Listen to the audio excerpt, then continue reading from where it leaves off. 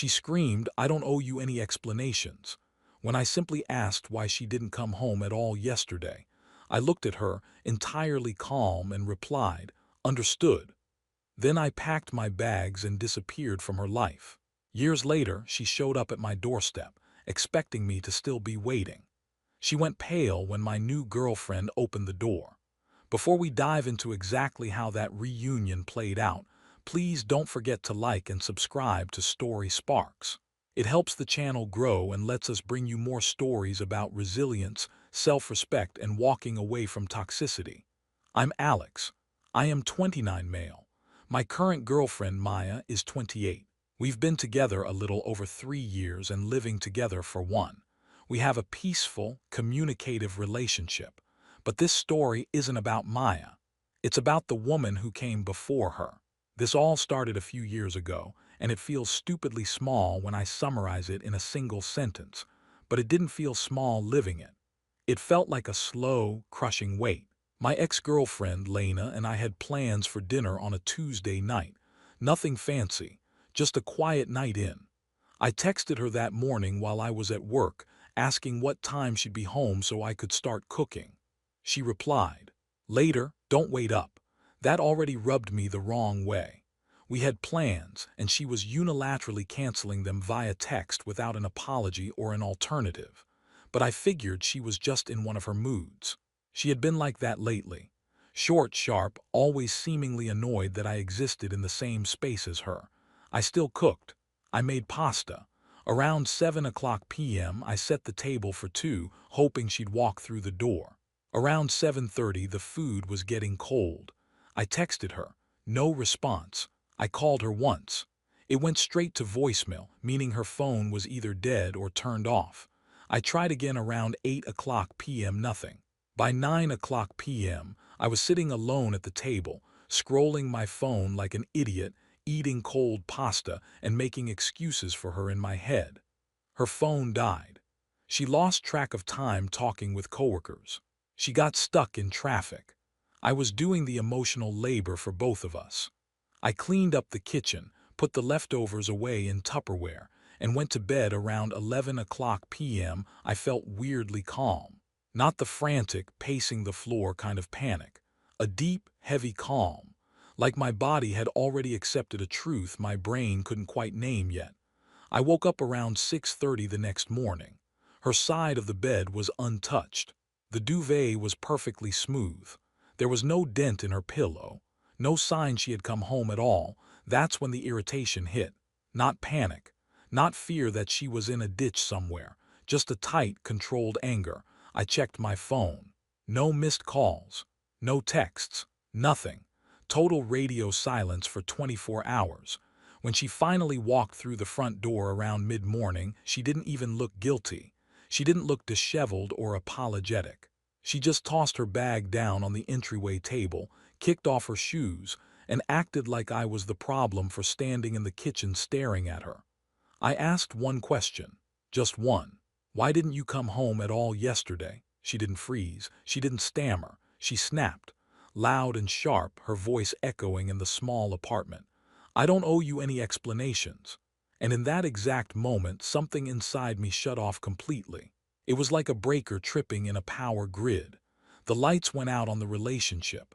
I looked at her, my heart rate completely steady, and said, "Understood." Then I put my coffee mug in the sink, walked past her into the bedroom, and started packing. She followed me a minute later. She laughed when she saw the suitcase open on the bed. Not a nervous laugh, not a confused laugh. A sharp, condescending little scoff, like I was a toddler being dramatic for attention. "What are you doing?" she asked, leaning against the doorframe with her arms crossed, looking incredibly bored. "Packing," I said, folding a hoodie and putting it neatly on top of my shirts. "For what?" she snapped. "Are you serious right now?" I didn't answer right away. I kept packing. Socks, jeans, laptop charger, passport. All the boring, practical stuff you grab when you don't plan on coming back for a while. She rolled her eyes hard. "You're really going to throw a tantrum because I didn't come home one night?" I finally stopped and looked at her. "It isn't about one night. It's the way you just said you don't owe me anything. You don't owe me a text. You don't owe me a heads up. You don't owe me basic respect." She shrugged, completely unbothered. "Because I don't. You're not my dad, Alex. I don't have to report my movements to you." That word, report, it did something to me. It reframed the entire dynamic. Like asking your girlfriend where she was overnight suddenly made you some controlling, authoritative warden. It's a classic manipulation tactic. In psychology, this is a form of gaslighting, framing a perfectly reasonable boundary as oppressive behavior so the toxic person avoids accountability. I nodded, calm, almost detached. "You're right," I said. "You don't owe me explanations." Her expression shifted slightly. She was expecting pushback. She wanted me to yell. She wanted me to beg. She wanted a fight so she could call me crazy and storm out, making herself the victim. She was ready for anything but total agreement. "So what is this?" she asked, gesturing vaguely at the bag. "Some manipulation tactic. You're trying to punish me." "No," I said. "It's me listening to you." She laughed again, louder this time. "God, you're unbelievable. You're really going to leave over this?" I zipped the suitcase. The sound of the zipper sliding across the track felt final in a way words hadn't yet. "I'm leaving because I don't want to be in a relationship where disappearing overnight is normal, and asking a simple question about it gets me yelled at." She scoffed, crossing her arms tighter. "You're so sensitive lately. You always do this. You turn everything into a big deal." That was the line, the one that landed quietly and stuck in my brain permanently, because I realized something profound in that moment. She wasn't confused about why I was upset. She understood perfectly well why I was packing. She just didn't care. My feelings were an inconvenience to her lifestyle. I picked up the bag and walked past her. She followed me into the living room, still talking, still annoyed, still entirely convinced I'd cool off and come crawling back by dinner time with an apology. "You'll regret this," she called out as I reached for the doorknob. "You always do." I paused at the door and looked back at her one last time. She was standing in the center of the room, looking defiant. "No," I said calmly, "I don't think I will." And then I walked out. I turned off my phone, got in my car, and disappeared from her life completely. I slept on my friend Mark's couch that night. He's a good guy. He didn't ask a million questions when I showed up at his door with a suitcase. He just took one look at my face, handed me a beer, and said, "You want the couch or the spare room?" That alone felt like oxygen. I didn't turn my phone back on until the next morning. When it booted up, it practically vibrated off the coffee table. There were 12 missed calls, all from Lena. A mix of text messages poured in. They were rapid fire and emotionally all over the place.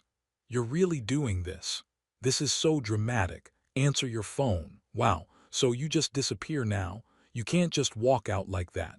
That last one almost made me laugh out loud.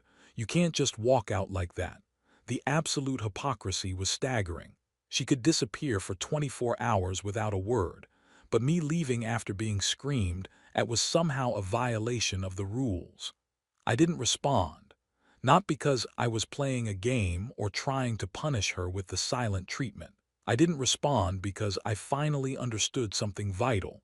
Any reply would just pull me back into the same exhausting argument loop. I would have to defend myself. I would have to explain myself. I would have to justify why basic respect mattered. I wasn't interested in being a teacher to a grown woman anymore. Over the next week, I stayed completely quiet. I forwarded my mail. I changed all my streaming passwords. I told my HR department that my address was changing. I went back to the apartment and grabbed the rest of my things on a Tuesday afternoon when I knew for a fact she'd be at work. There was no confrontation, no tearful closure speech, no final hug, just absence. And that absence seemed to bother her more than anything I could have ever said. She started emailing me instead of texting. Long, rambling messages now. Less attitude, more confusion. "I don't get why you're doing this. You're acting like I cheated on you.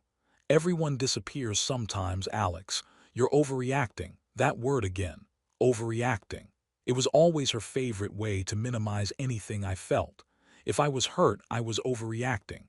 If I was angry, I was sensitive. I blocked her email address too. For a while, that was it. Total silence. Months turned into a year. I moved to a different city 3 hours away. I got a new job, established a new routine, and built a quieter life. I didn't talk about her much. Not because it hurt too much to bring her up, but because she slowly just stopped mattering. She faded into the background of my history.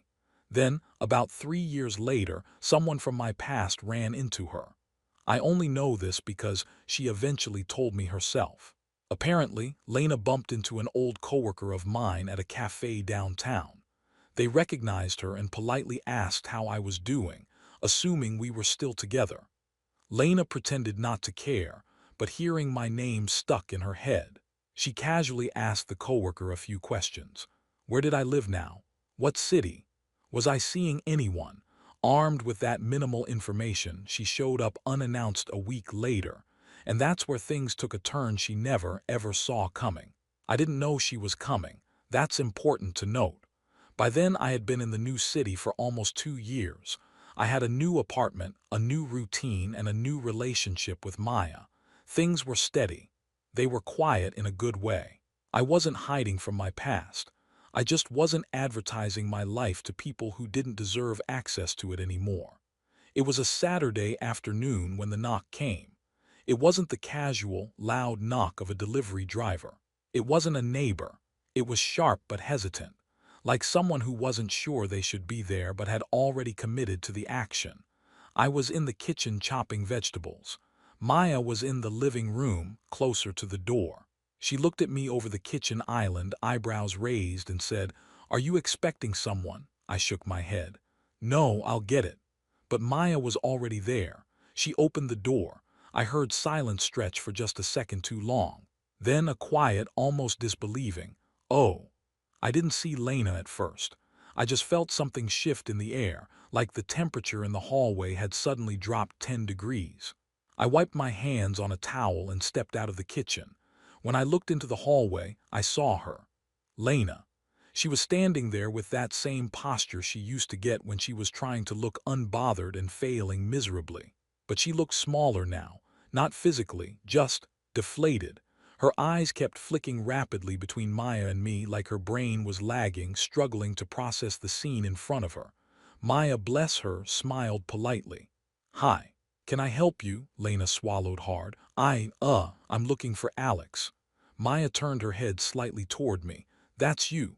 I didn't say anything right away. I just looked at Lena. She looked exactly like someone who had planned a dramatic, cinematic reunion in her head, and instead walked into a reality that had continued perfectly fine without her. Her voice finally cracked through the heavy silence.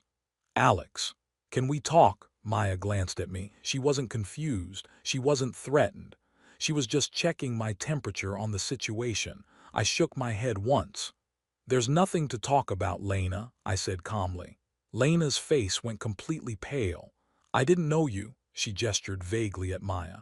"I didn't know you had moved on." Maya's polite smile didn't fade, but her tone changed just enough to establish a boundary. "He has. We both have plans today, actually."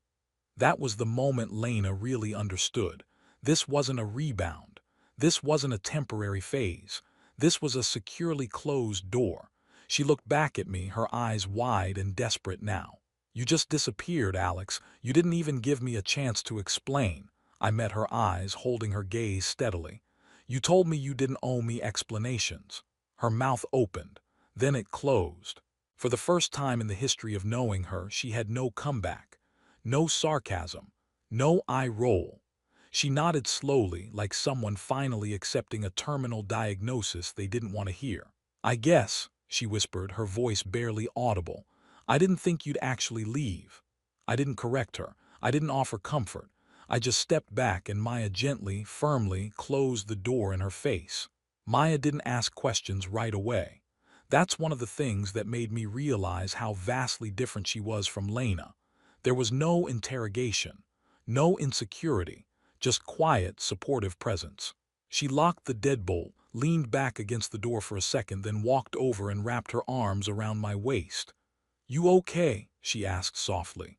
"Yeah," I said, resting my chin on her head. And for once I actually meant it. We went about our day like normal. We made coffee. We ran errands. We laughed about something stupid at the grocery store.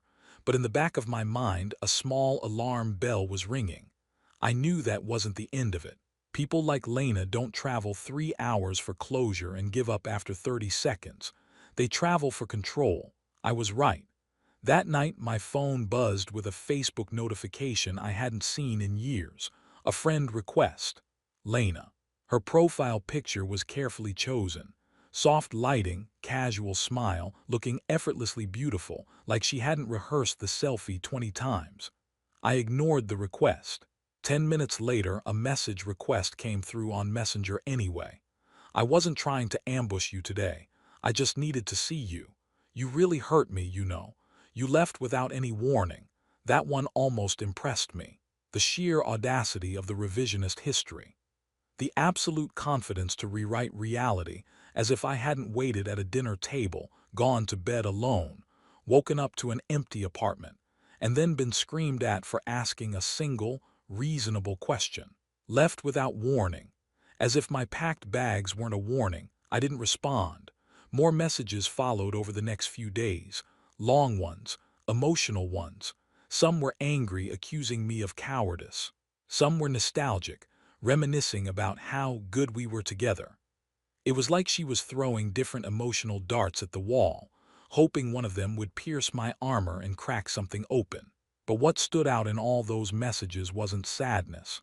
It was entitlement. She kept circling back to the exact same point. You don't just get to leave. But that was the thing she never understood. I did.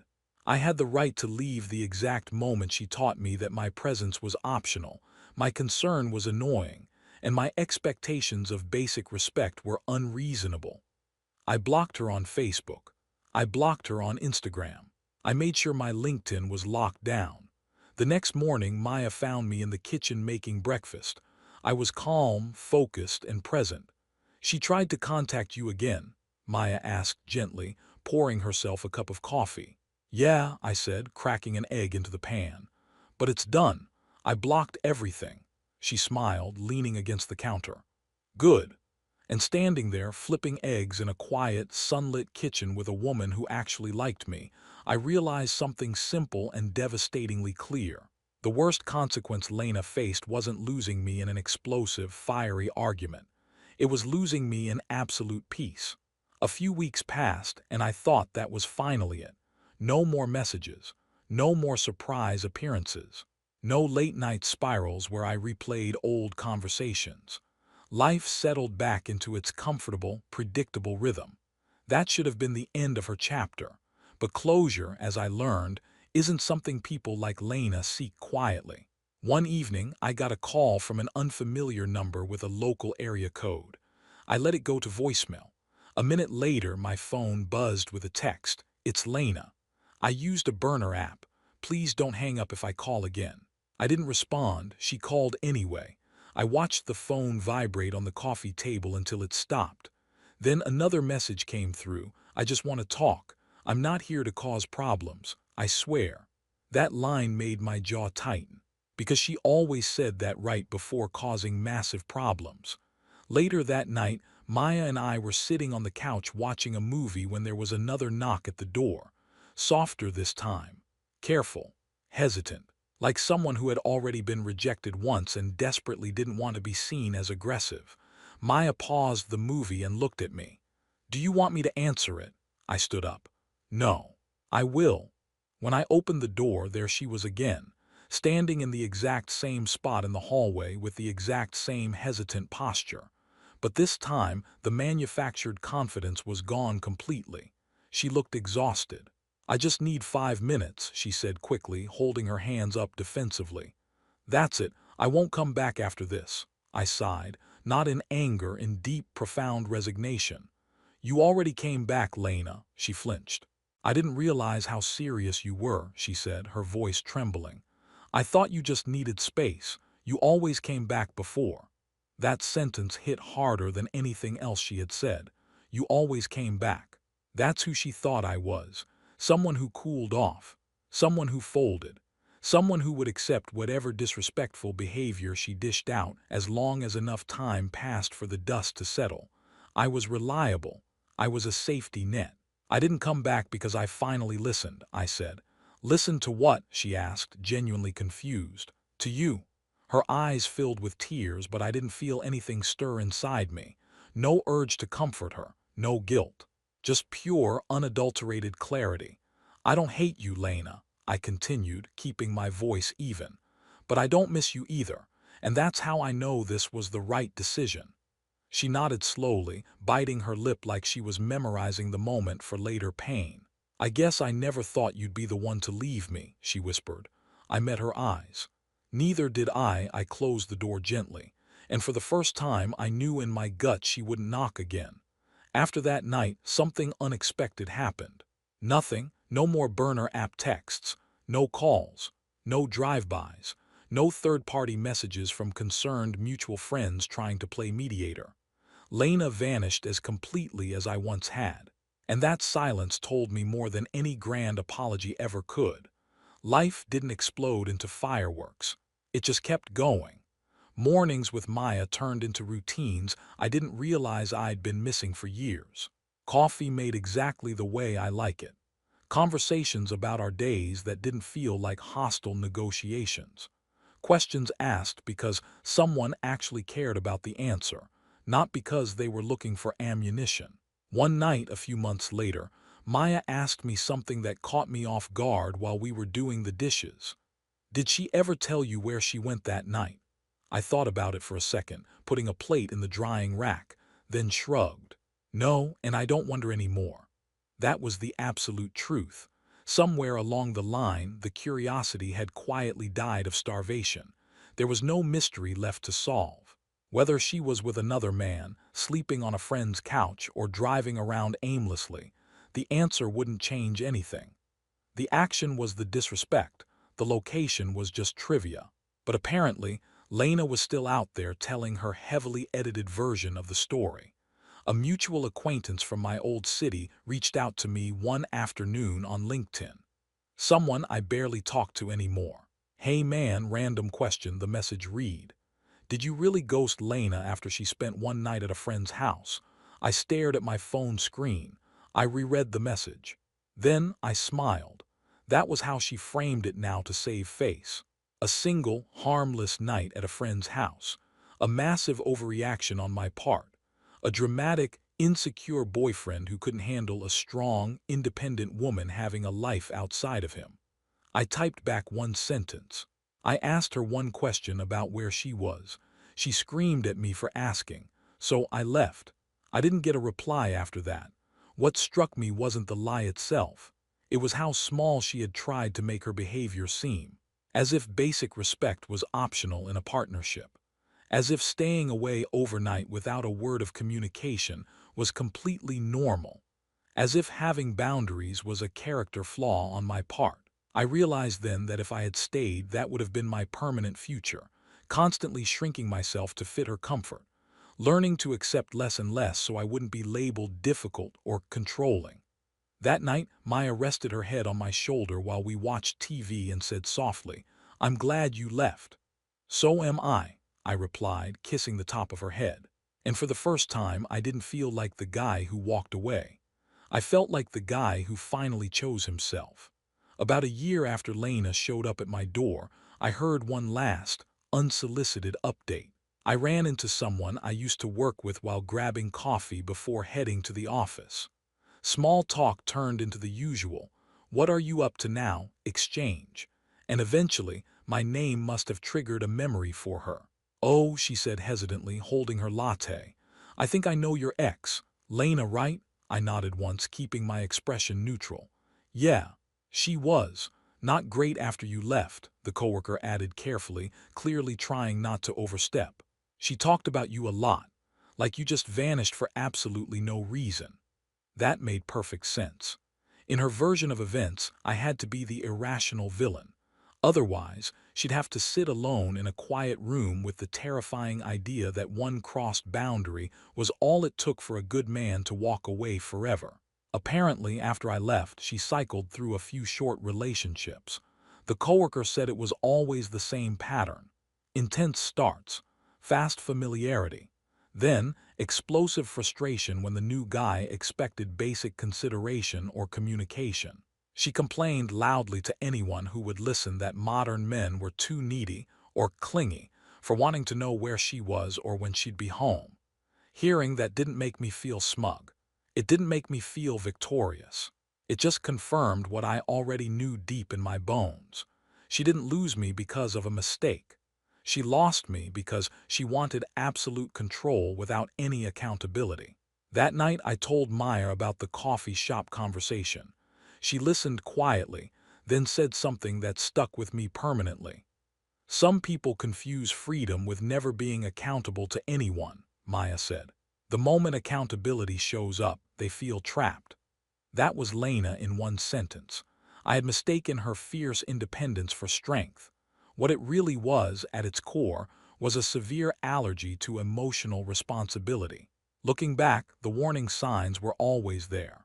The way she bristled at simple check-in texts, the way she framed basic relationship communication as surveillance, the way my concern for her safety was always deemed inconvenient unless it somehow benefited her. I didn't leave because she didn't come home one night. I left because she made it abundantly clear that caring about her came with a penalty, and I decided I was done paying it. By then, the story didn't hurt anymore. It felt completely finished, like a book I could close and put on a shelf without ever wondering how the alternate ending went. And for the first time, I understood something important. Walking away wasn't the dramatic choice. Staying would have been the tragedy. The funny thing is, the moment that sticks with me most now isn't her screaming in the kitchen. It isn't me packing my suitcase.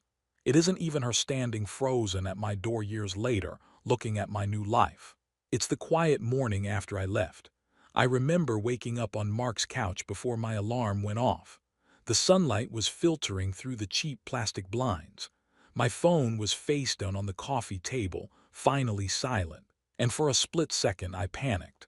Not because I missed her, but because I realized no one knew where I was or what I was doing. Then the panic passed, and what replaced it was relief. Heavy, unfamiliar, intoxicating relief. The kind of relief you don't even realize you've been starving for until it finally shows up. I didn't have to explain myself that morning. I didn't have to wonder if asking a normal question like, "How did you sleep?" would turn into a screaming match. I didn't have to calculate my tone, my timing, my exact wording just to exist in my own home. I just existed. That's when it hit me.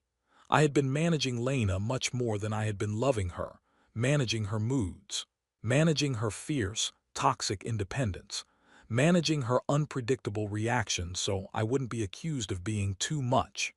Somewhere along the line, I had confused walking on eggshells with maturity. I wasn't heartbroken when I left, I was exhausted. And exhaustion doesn't heal with apologies or promises to do better. It heals with distance. Maya once asked me, months into our relationship, "What made you leave so fast?"